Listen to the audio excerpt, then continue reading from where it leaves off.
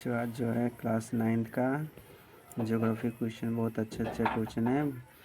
यानी भारत भूमि एवं लोक, इसका विस्तार और बहुत अच्छा ये क्वेश्चन है। और इसे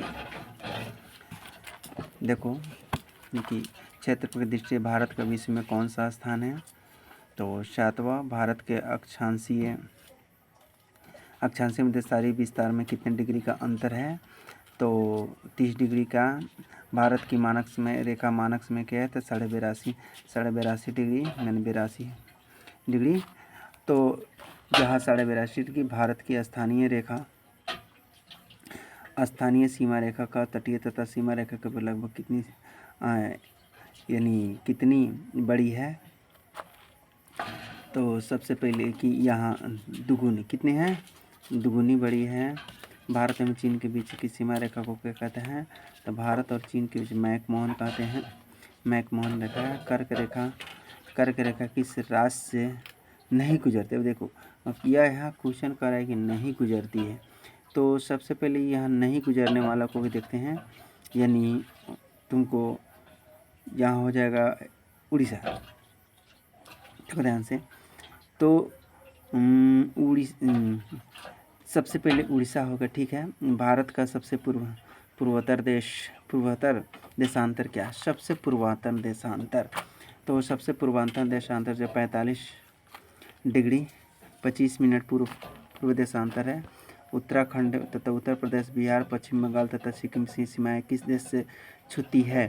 तो यहाँ तुम्हारा नेपाल से किससे छूती है। नेपाल से हो जाएगा ग्रीष्मावकाश, यानी ग्रीष्मावकाश में आप करावती जाना चाहते हैं तो किस केंद्र से शामिल क्षेत्र में जाएंगे।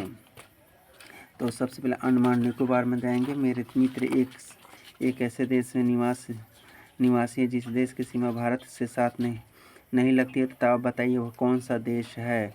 तो तजाकिस्तान, क्या हो जाएगा, तजाकिस्तान। अगला है कि भारत का क्षेत्रफल कितना है। तो यानी तुम्हारा 32 लाख और यह 8 करोड़ वर्ग हेक्टेयर में हो जाएगा। कितना हो जाएगा, वर्ग हेक्टेयर में तुम्हारा यह हो जाएगा। 1 मिनट, हाँ ठीक है। उसके बाद है इसमें से किस राज्य में सूर्योदय पहले उगता है। तो अरुणाचल प्रदेश, कहाँ हो जाएगा, अरुणाचल प्रदेश हो जाएगा। मैकमोहन लाइन क्या है। तो भारत, देखो इसमें तुम्हारा भारत यानी भारत और चीन के बीच अंतर्राष्ट्रीय सीमा रेखा। भारत और चीन के बीच क्या है, अंतर्राष्ट्रीय सीमा रेखा है। भारत का कौन पड़ोसी देश दक्षिण में स्थित है। तो सबसे पहले कि यह कह रहा है कि दक्षिण में, तो दक्षिण में क्या है, मालदीव। दक्षिण में क्या है, मालदीव। एक देशांतर पर पार करने में पृथ्वी का कितना समय लगता है।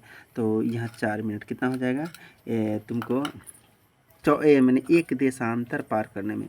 तो यहाँ एक देशांतर, देखो इसमें क्वेश्चन दे रहा है कि एक देशांतर पार करने में पृथ्वी को कितना समय लगता है। लेकिन एक देशांतर से दूसरे देशांतर यानी कि जाने में लाइन में यहाँ 4 मिनट का समय लगता है। लेकिन इसमें दे रहा है सबसे पहले कि 24 घंटे। तो सबसे पहले पृथ्वी को एक देशांतर यानी कि मान ली कि फिर से वो पूरे एक चक्कर लगाने में यानी 24 घंटे का समय लगता है। ठीक है बच्चों, थैंक यू। आगे